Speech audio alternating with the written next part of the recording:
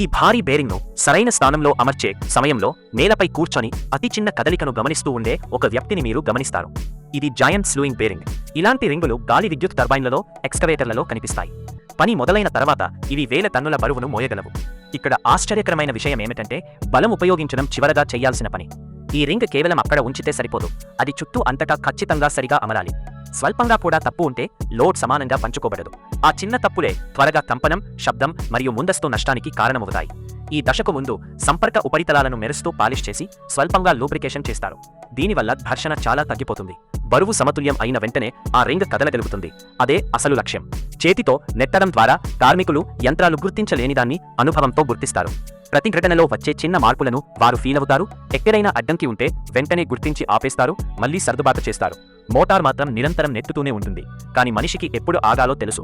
అందుకే ఇది ప్రాథమికంగా కనిపించినా ఇది తక్కువ సాంకేతికత కాదు. కొన్నిసార్లు ప్రపంచంలో అత్యాధునిక యంత్రాలు కూడా ఒక్కో జాగ్రత్తైన చేతి నెట్టుతోనే